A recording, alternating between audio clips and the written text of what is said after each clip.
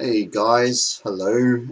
First things first, before we begin recording this video, I'm just going to let you know that there could be a chance that I will be interrupted a few times because I have a 4-year-old who just loves to storm in and ask Daddy to do things, and I'm also babysitting a couple of kids today, okay? So I'll get through the content on the video, but I am just letting you know that there will be the occasional interruption. I can guarantee it. I can guarantee it. Alright, so what are we going to do this time? Well, we're going to acquaint ourselves, which means we're going to just become slightly familiar. We're not going to become deeply familiar, but slightly familiar. So we're going to acquaint ourselves with knowledge that we will need to better understand the future readings. So we're just going to expose you to a bit of the broader context around the personal identity debate. So that way you will be able to quite easily say, oh, okay, I kind of get where Locke is coming from. Maybe this is more of a same mind theory, or maybe even not even that. It's more of a non-substance but same mind theory. I get it, yeah. Trust me, you might not know what I'm talking about right now, but by the end of reading some of this Locke stuff that we're going to do after this video, you'll know what I'm talking about. So what are our key success criteria? We're going to have to do what we usually do, which is name and define key concepts, interrelate them in a big old diagram. Really what we're doing again is doing a visual representation of standard form arguments. Remember in year 11 when we talked about premises coming together and those premises marrying together to produce what we call conclusions? Well, that's what naming, defining and interrelating is. That way we end up generating premises and conclusions of theory. So we're going to name, define and interrelate key terms that will be used throughout the unit. We're going to explore some key thought experiments used to highlight some problems when it comes to personal identity.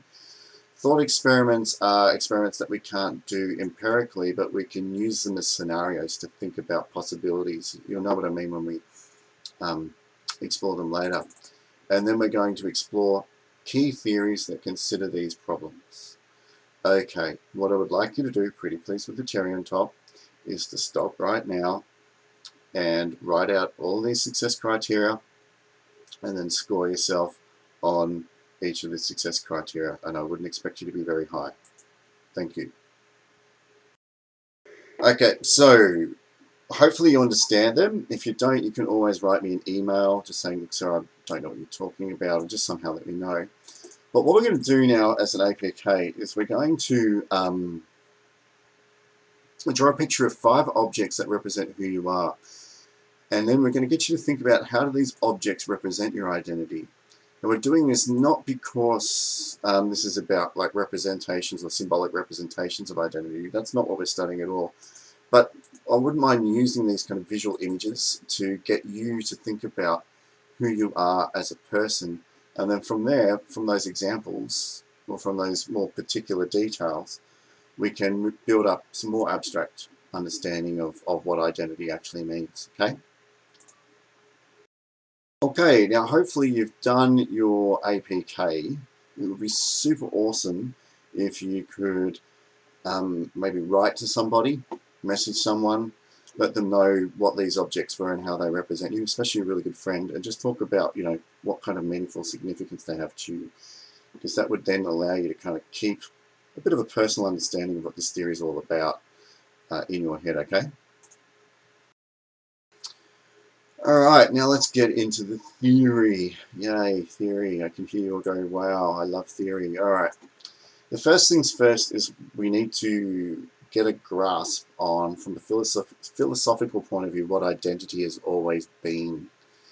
Now, when we look at identity, we're looking at what we primarily call a relational term. So that's why I've got boyfriend and girlfriend together. So it sticks in your head that what we're talking about is a concept that always exists or will always be defined somehow in a relational sense. That is, one thing is relative to another. And here's how we would express this idea of a relational term. X is to Y. When I say X is to Y, I'm simply defining X, telling you what X is by comparing it to or talking about how it interacts with Y, okay? Now, of these relational definitions of what you are, we can divide them up into different categories. So an X is to Y statement can be causal, not casual, causal. Let's change that. There we go, causal. And by that, we could say X, the 8 ball is the cause of the movement of the cue ball. Kind of very similar to potential and actual motion, which we studied when we were looking at the nature and existence of God, when we were doing that year 11 unit, all right? You know, X is the cause of Y. X made Y move. This billiard ball made this billiard ball move. Or this heat started the fire. Those kind of things. We know very clearly that we can look at relationships, looking at causal relationships between two objects, all right? X is the cause of Y, defines the identity of X as the cause of Y. All right, stop. Take a note about something important that I just said. Okay, so there's that. Now what we need to do is we need to think about moral arguments. So this basically is where we look at the moral relationship between X and Y. So here we see a little boy responsible for his puppy. X is responsible for Y. The little boy is responsible for his puppy. Now they are statements of moral identity because X is being defined in relation to Y. Okay. And the last thing is what we call identity and diversity relationships. And these are the relationships that we will probably focus the most on in philosophy. This one's a bit more scientific. This one's a bit more ethical. This one is probably a bit more epistemological and metaphysical. So we're going to basically focus on these kind of relationships when we do our studies, okay? And these are called relationships of identity and diversity. So here we've got an orange and an apple. We know they are very different. So X is X rather than Y would be a great way to define this in abstract. The orange is an orange as opposed to an apple. And what we're looking at is similarities and differences. That's all we're looking at. We're making comparisons for similarities and differences, and that's how we define identity and diversity relationships. Okay? I should mention, I need you to take some notes and make sure you spend like an extra couple of minutes just doing some pictures just to represent the key concepts and try to make them different pictures than the ones I've got here. I want to see you processing this content as much as possible, okay?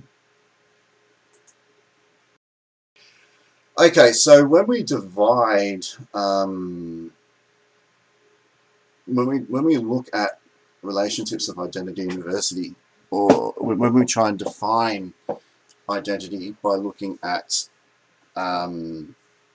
what something is and how it is different, one way we can easily think of that is by looking at a synchronic question.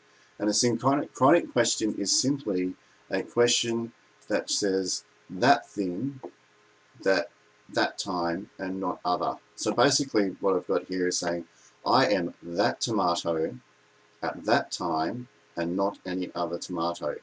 And if you read that, if you have a look at that, you kind of understand that a synchronic question is saying, what am I compared to everything else at that place in time? Take a note.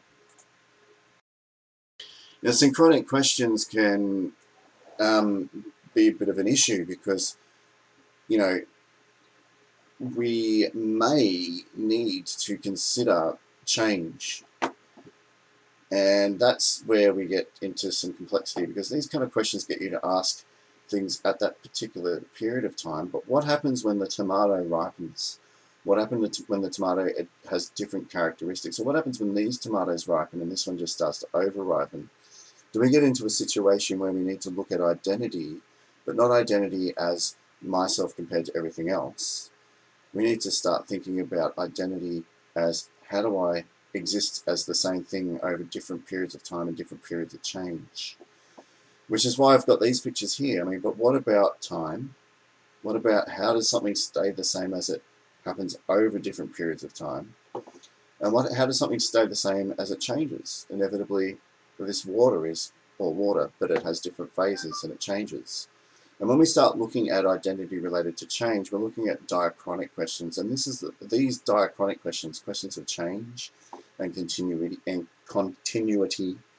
through time, they're basically the main focus of outcome 2 when we study personal identity. So quickly, write something down that makes sense to you, and I will be very mad at you if you write something down that is word for word. Okay, so let's take a minute to reflect on how I'm writing notes. Now, they tell me that using these things called the PEN principles, that I should use as many visual images and trigger words as possible, and to try and come up with really rich, deep relationships, because apparently large slabs of text and spoken word, they don't mix. Also, if I can use visual metaphor and visual example, and what I'm effectively doing is processing my notes in a very different way and giving you some extra access points. So please, pretty please, pretty please, with the cherry on top, when you're taking your notes, make sure that you write more words than I would, because then you're actually taking these visual cues and you're processing them linguistically in a way that makes sense to you. So you must have a lot of notes and words. But also make sure that you give yourself a lot of visual inputs as well, because these visual inputs will allow you to access the information from different points. Also, one other thing that's really important is make sure you use your own shorthand. If you don't like doing notes the way I don't like doing notes, don't do them that way. Do your dot points, do your outlines. But make sure, though, that you use your own shorthand, like use and symbols, your arrows, or whatever it is that you do that helps you understand what you're doing, and above all, process it before you write it. Okay, so here is the first guy that tried to explore a diachronic question, which was, his name is Gottfried Leibniz, German, I think, or Austrian, one of the two. And his basic conclusion was that x is the same as y if, and only if, every predicate of x is true of y. So if every single verb, or every single kind of description would be better. So it could say verbs and adjectives and adverbs. If all those verbs, adjectives, and adverbs were true were of x, were true of y, then you would be able to say that they are exactly the same thing, right? Which kind of relates more to this kind of synchronic definition, because it doesn't really give us an opportunity to talk about time, unless we be extra super smart and we understand that verbs are actions and actions occur in time. So this predicate is basically would mean the same changes. If x has the same changes as y has the same changes, then y is x. You get it. If you're a programmer, just remember I like to illustrate the fact that you can use shorthand to represent a lot of logical statements, right? So here I'm saying if predicate of x equals predicate of y, x equals y, all right? Which is the same thing as what I said here in word form. But this is more just to demonstrate to everybody that it's really important that you use your own conventions to take notes, okay? So we've got this kind of concept here, and then of course we get flagged, bang, there's a problem, there's a huge issue that we get introduced to, which is, what about Theseus's ship? First thing I'm going to do before we get into Theseus' ship is take 3 or 4 minutes to write down a definition of what Leibniz is saying in a way that makes sense to you. But remember, if x is the same as y, and only if x is the same as y, only if every predicate, so every kind of verb, adjective, or adverb of its being is true of y. Okay, take a note. Alright, so here we've got the ship of Theseus, which tries to talk about identity, but identity over time. And how do we then, how do we use then the scenarios or the thought experiments brought up by this scenario here to talk about issues surrounding identity, okay? Identity and the diachronic question, which is how do we define identity as individuals and objects change, but they still have some kind of continuity of existence. So it's pretty simple, okay? Let's imagine that the ship of Theseus starts off as the ship of Theseus. It then engages in lots of battles, and the first time it comes back for repairs, it gets a new plank. And then, of course, it goes and has more battles, and then it has another plank. And then, you know, we could divide this into 2 scenarios just to make this even more simple, all right? What if in the first timeline, the ship never changes. You don't need to actually replace any planks. Now that's not likely, but this is just a thought experiment. And then what if the planks get changed over time, and 1,000 years later we've got what we call an iterative or a repetitive process going on, and all the planks end up being replaced. What is the ship of Theseus? Is it both in some way the ship of Theseus? If that's the case, then we need to keep in mind that every plank and every piece has been changed in scenario B, whereas in scenario A everything stays the same physically. So take a moment to just write a paragraph that reflects on your answer to that question. Can A and B still be the ship of Theseus? Right, so see if you can write a message to someone, or just say, hey, you know, Mr. Ross asked us to do this. This is what I think about the ship of Theseus scenario. What do you think? You've got any thoughts or ideas? Let's explore it together. So this idea of change and continuity over time really places us in a strange position, because it's something that can be applied to ethical dilemmas. You know, as I said before, when we look at statements of identity, we can look at statements of moral relationships. So X is responsible for Y, and you know, obviously, imagine we go through this kind of case of the war criminal, where we have a young man who signs up for the SS in Nazi Germany, and he becomes a young doctor, and he conducts you know, questionable experiments on the mentally handicapped, and does some pretty abhorrent things that are considered really unethical. By the time justice catches up with him, we find he's an old man living in Venezuela who's got Alzheimer's and can't remember who he is or the things that he's done. And you know, scientists and psychologists are generally backing this up, saying dementia has put him in a position where he just can't remember this stuff. Now, our law system, our legal system says, well, in order to be criminally culpable for an act that you committed in the past, you know, you'd have to have some kind of, you'd have to still be the same person. So the question is, maybe not from a legal system, but from an ethical system, is this man here still the same as that man there? And can he be held accountable for things he did then, when he doesn't even remember or know what he did back then? And this is this problem with, this is basically a moral kind of framing of the problem of the ship of Theseus. Obviously, time has changed him. Does he still have the same identity? Does he still have what we would call later on in Locke psychological continuity? Can you answer that question with a paragraph in your workbook, please? So a similar statement of moral culpability and looking at the question of diachronic change over time and identity has to do with the two child killers. Now, blow me, did I forget their names? If you don't remember, these two children, when they were very, very young, abducted and killed or murdered a 3-year-old boy. Now, you know, let's be really honest, they came from very troubled background psychologically, but they did that, and now they've gone through the legal system, and they've been in prison for a long period of time. They've just come out, and they argue they're reformed. Can they actually be reformed?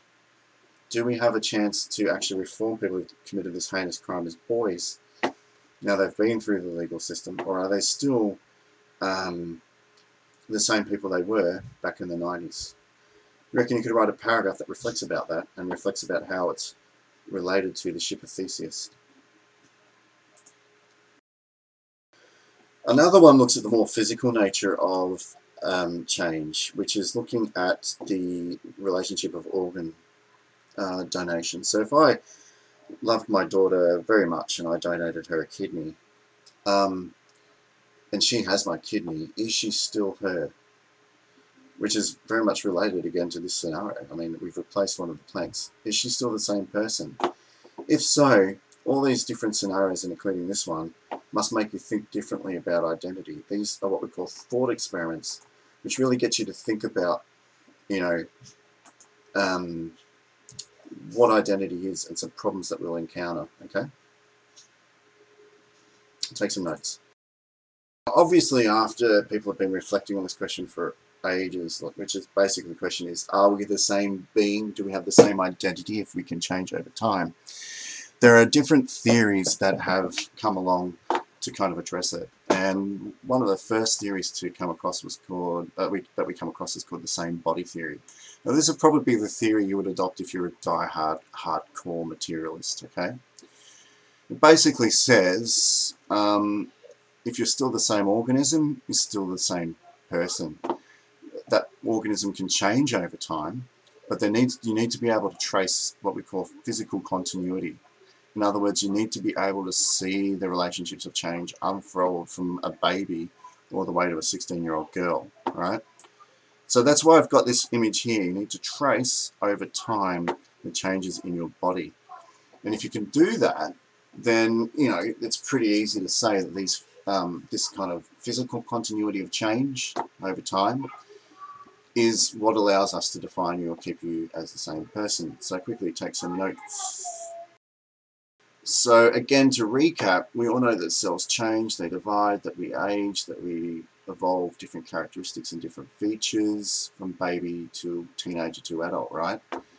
But the point is, if you can trace all the changes and you can see how those different causal effects and everything has some kind of physical continuity. I told you I'd be interrupted. Here's my son. Yes, mate, what's up? So yeah, sorry guys. So if we can trace those relationships, if we can trace the change but know that there's some kind of continuity as the same organism, then we can say you are still the same person, you keep the same identity. But what about in thought experiments like Freaky Friday, where we know that the mind has been transferred to a different body, but it's quite easy to, well, when we watch it, we quite easily know that Lindsay Lohan has all of a sudden become a mum, and vice versa, right? So what do?